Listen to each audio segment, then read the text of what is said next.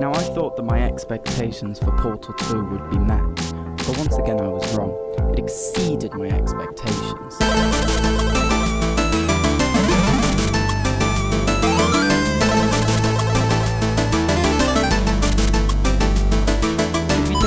Much about the Portal world, then I recommend that you see my first Portal review.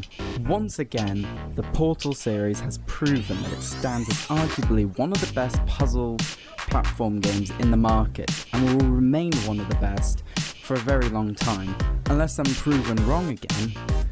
But once again, you are thrown into the world of Aperture Science. Though in this case, it's more the ruins of Aperture Science.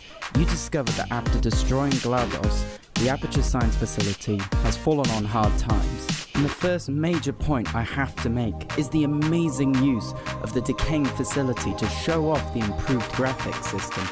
I was quite surprised how this Valve game went to show off detail of destructible objects and liquid objects. Normally graphics are a side note in the standard of a game, but in this case the graphics were perfectly set to establish the feel and mood of the game.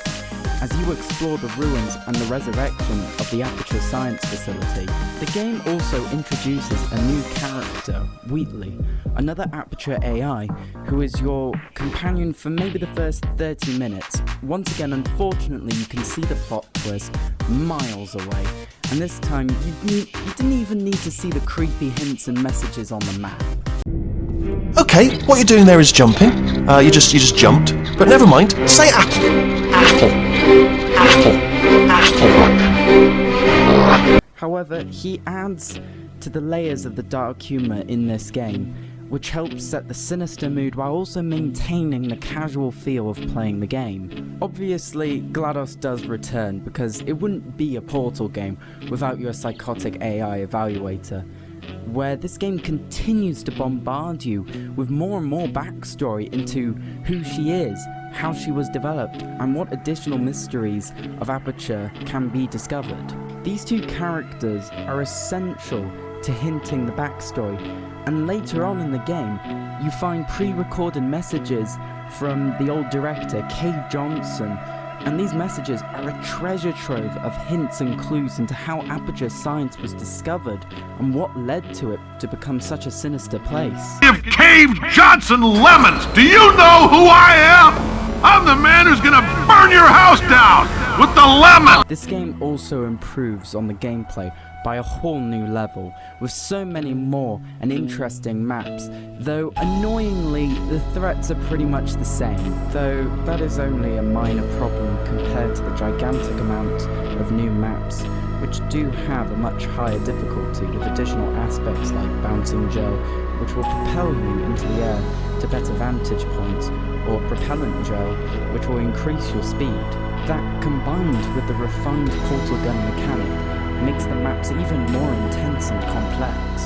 The game also capitalizes on what made the previous Portal game so interesting, and that's the many Easter eggs and hints about the Aperture world. While in the gritty map sections of the game, these Easter eggs have once again sucked me into the world of Aperture Science and the Half-Life series, where I am once again going back to certain levels, reading up on more backstory to find out exactly just how extensive the Aperture Science facility crosses into the Half-Life world. It has certainly convinced me to revisit the Half-Life series to find out more hints about Aperture, while also enjoying their individual storyline, where I'll probably be reviewing that series as well. There is also a map creation system where you can make and visit additional maps made by the community. This extends the game's lifespan by many more hours, as you get to learn how difficult it can be to make a difficult and fun puzzle level. Unfortunately, another complaint is the occasional texture glitches which still happen with the Portal.